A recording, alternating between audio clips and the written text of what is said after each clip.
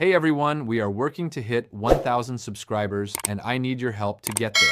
If you enjoy the content, please hit that subscribe button right now. Hold on. Hold on. Let me ask you something. When was the last time you watched Cleveland Browns minicamp footage and thought to yourself, wait, this team actually knows what they're doing? Because I have been locked into practice film all week. All week. And I am here to tell you that what is coming out of that facility right now is not the noise you have been hearing for months about contracts and depth charts and quarterback drama. What is coming out of Cleveland right now is a signal, a clear, specific, architectural signal about exactly where this franchise is headed and exactly who it is being built around. I'm Dre Fiver. This is Dre Reports. And today we are going deep into the Browns minicamp footage and breaking down everything the surface level coverage completely missed. Because there is a version of this story that the Scroll and React crowd is telling, and then there is the real version. And as always, we are only interested in the real one. Let me set the table correctly before we go anywhere, because if you walk into minicamp footage with the wrong frame, you will either overreact to everything or miss what actually matters. Minicamp is not professional football. There is no live pass rush collapsing the pocket. Nobody is genuinely afraid of consequences. No defensive back is pressing a receiver through authentic competitive coverage with anything real on the line. What minicamp actually is, and this is the frame you need to hold on to for this entire conversation, is a structured assessment environment. And inside that environment, if you are tracking the right things, genuine information is available. You are looking at movement quality, route architecture, release mechanics, physical preparedness, and most importantly, you are looking at which players arrived at their first professional evaluation having already completed months of private preparation work, versus which players showed up expecting raw talent to carry them through. That last distinction is the one serious organizations obsess over. It is also the one that most coverage skips entirely. Today, we are not skipping it. Let's start where this conversation has to start. Let's start with Denzel Boston.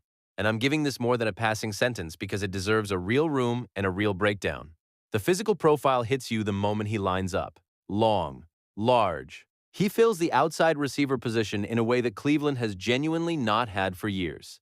And that absence, that quiet, persistent absence, has been suppressing this offense's ceiling in ways that do not always show up cleanly in the box score, but that every coordinator who has ever drawn up a game plan against Cleveland has known exactly how to exploit. When you do not have a boundary receiver who can physically impose himself on coverage, everything downstream gets harder for your quarterback. The play caller has fewer true outside options. Defensive coordinators can comfortably roll resources toward the middle of the formation because the perimeter is not a credible threat. The entire offensive structure gets compressed. And no matter how skilled the players working in the intermediate areas might be, they are operating against stacked looks that should not exist if the formation was properly balanced.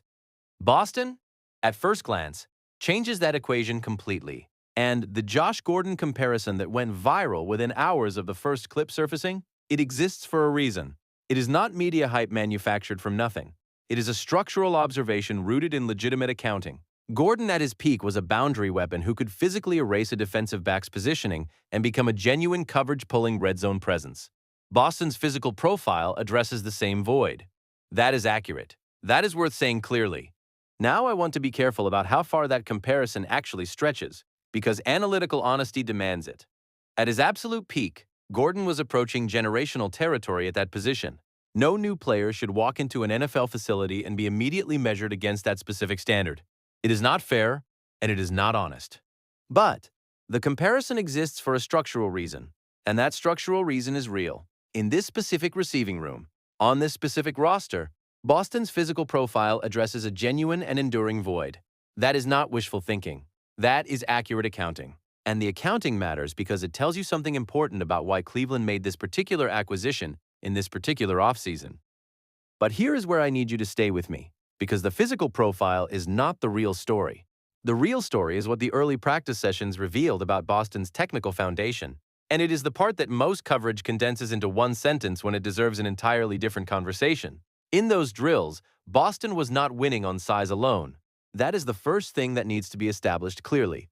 What he was doing was using his release stems, the initial movements off the line of scrimmage, to deliberately set a defender's alignment tendency before making his actual break. Before the route even reached its critical decision point, he was already influencing where the coverage was positioned. That is pre-snap and in-route processing that separates receivers who genuinely understand this position from athletic profiles who are still learning what the position actually demands. And here is my personal opinion on why that matters so much specifically right now. Route sophistication at that level does not get installed during 3 days of walkthrough sessions while coaches are still learning players' names. That is not a mini-camp product. That is a month-long private preparation product. That kind of technical refinement gets built in the spaces between evaluation moments, in empty gyms, in private sessions, in the hours when nobody is filming and nobody is rewarding the work in real time. Boston had already completed that work before he ever set foot in Cleveland. You could see it in the first clips. And for a team that has been structurally starved at boundary receiver for years, that is not a minor detail buried in the practice report. That is the most important thing that came out of his evaluation. More important than the size, more important than the Gordon comparison, more important than any single highlight play. Because what it tells you is that this player understood what the opportunity required and went and prepared for it privately and seriously before anyone was paying attention. That kind of self-directed preparation is genuinely rare. And it is exactly the kind of trait that organizations building something real learn to identify and commit resources around. The implications for Shedeur Sanders specifically are significant and worth sitting with for a moment. The most persistent structural problem this offense has had is the absence of a boundary receiver who consistently wins on the outside, a target who can attack tight windows and force defensive coordinators to actually commit real coverage resources to the perimeter, rather than loading toward the middle of the field, where Shedeur has shown the most comfort and the most consistent accuracy. If Boston's minicamp performance is a genuine reflection of his developmental trajectory and not just a promising week under low pressure, the combination of Shedeur's documented accuracy, his willingness to throw into contested windows, and Boston's size paired with legitimate route intelligence creates a problem for defensive coordinators that Cleveland has not been able to generate in a very long time. That is the real headline from this evaluation, not the Gordon comparison. Not the physical profile, the intelligence behind the movement. Now let's be honest about the other side of the Cleveland receiver story, because comfortable analysis and honest analysis are two completely different conversations, and I am only doing the honest one. There was a drops issue with Concepcion during these sessions. I am not softening that. I am not using the minicamp context as an excuse to minimize it. Drops in professional football carry weight that extends far beyond the individual play. They create lasting psychological friction between a quarterback and a receiver. That friction starts subtle, almost invisible, but it accumulates. It shapes the operational trust that a quarterback needs to throw to a specific target when the game is genuinely on the line. Coverage is tight, the window is small, and the completion requires absolute conviction in the target. That trust erodes when drops are present, and rebuilding it takes real time and consistent performance under real pressure. Concepcion's hands need to improve significantly. Saying anything softer than that directly would be a disservice to everyone involved. But collapsing the entire evaluation into the drops conversation is its own form of analytical dishonesty. The speed he generates through his breaks is real. The way he is already processing releases, the movement principles he applies in his route stems. These reflect genuine tools that a coaching staff can develop. During a touchdown connection with Talon Green, Concepcion created separation through deliberate route execution and precise timing, not by simply outrunning the coverage.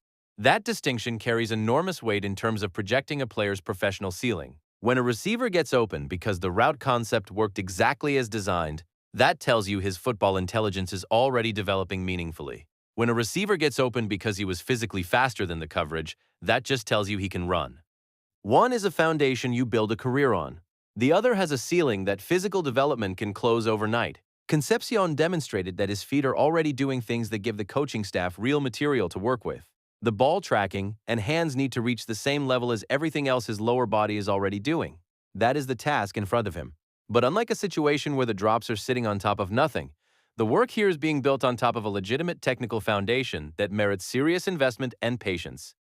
Now let me turn to Talon Green, because I already have a clear sense of where parts of this coverage are going to try to take his minicamp moments, and I would rather address it directly and honestly before that narrative gains any momentum and starts getting passed around as consensus. The physical tools are real. Full stop. The arm talent is genuine.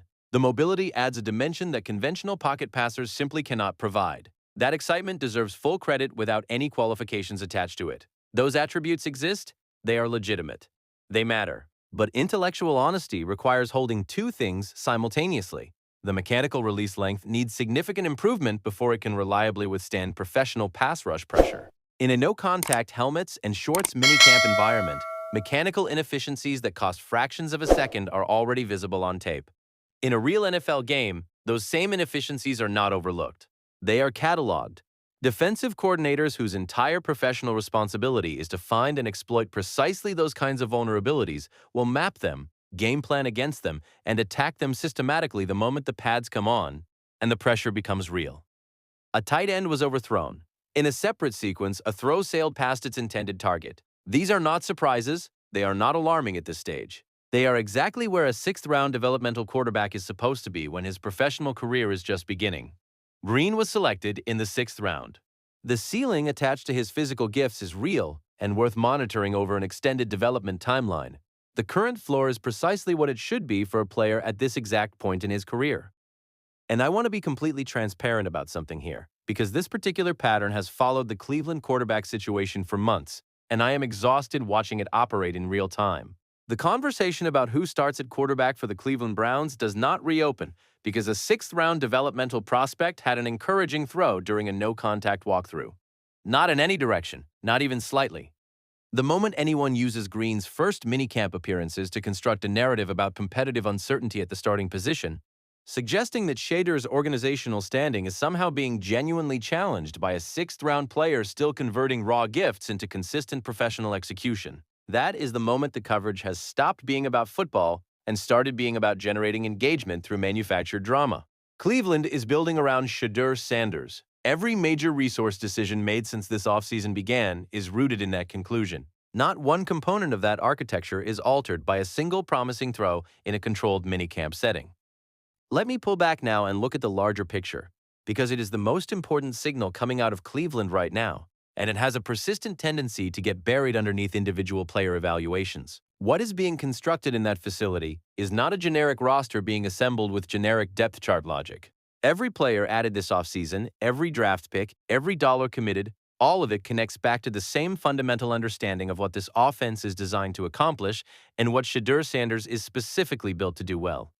Boston addresses the boundary receiver void that has quietly suppressed this offense's potential for years.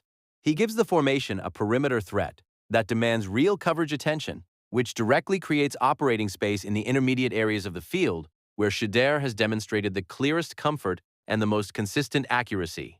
Concepcion's speed and movement versatility add a coverage allocation problem that forces defenses to spread their resources, making those same intermediate throwing windows even more accessible and creating the kind of opportunities that a quarterback with Shedeur's timing and precision can exploit with genuine efficiency.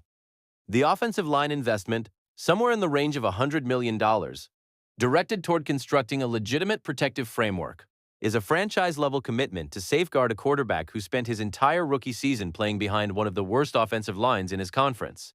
That experience revealed things about Shedeur's competitive character and mental consistency under structurally hostile conditions that persuaded this organization to respond not with a patch job, but with a genuine structural solution.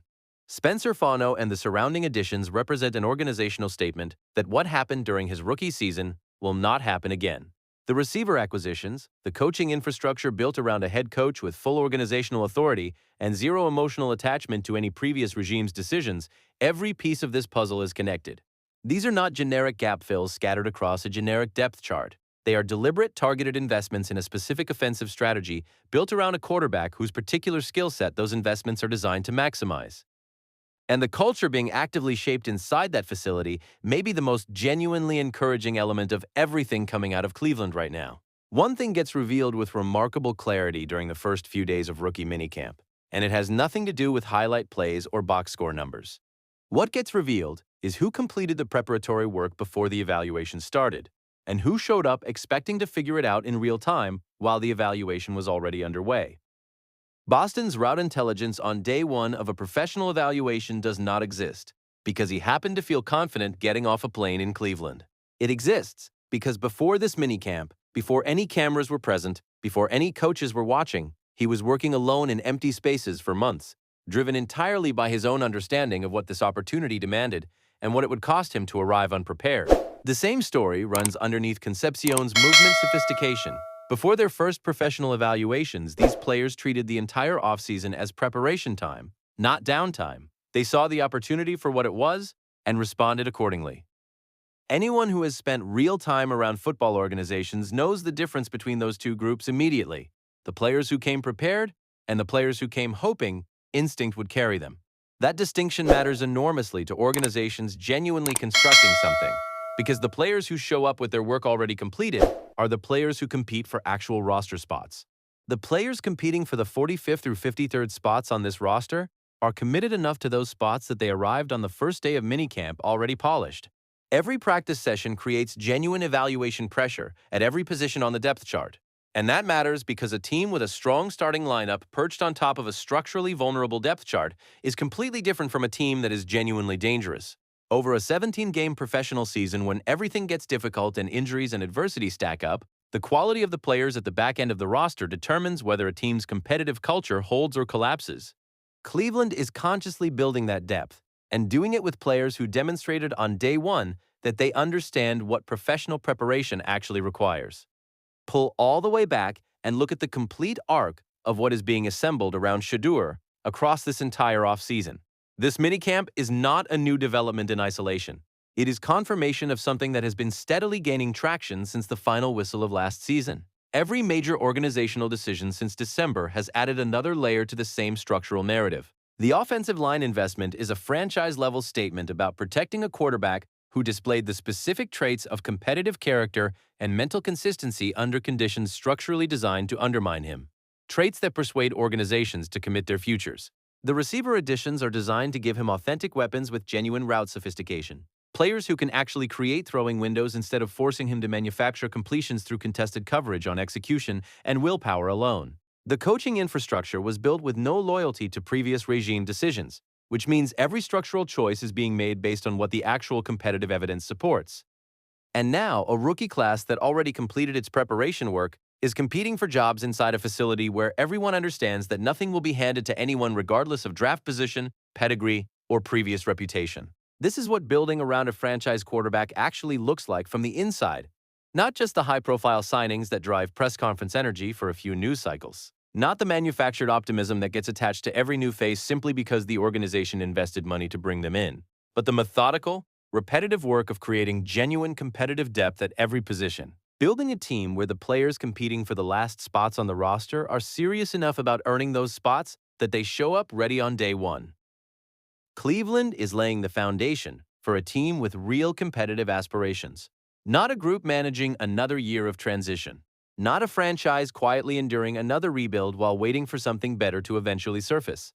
A team being purposefully and deliberately constructed to compete, one practice rep at a time, one session at a time, one position group at a time. The minicamp footage is the first chapter of that story told publicly in real time. The signal is precise, the direction is clear, and anyone watching carefully enough can already see exactly where this is heading. Don't let the noise drown out what is actually being built, because what is actually being built is worth watching very closely. All right, that is going to do it for this one. If you made it to the end of this breakdown, smash that like button right now. Not after the next video. Right now, because this level of detail takes real work, and the algorithm responds to real support. Drop in the comments. Do you think the Cleveland Browns receiver room is finally built to give Shedeur Sanders everything he needs? Or is there still a piece missing? I want every single opinion in that comment section. And if you are not subscribed to Dre Reports yet, hit that button and turn on the notifications, because we are tracking this Browns situation all the way through training camp and into the season. I'm Dre Fiver. Stay locked in.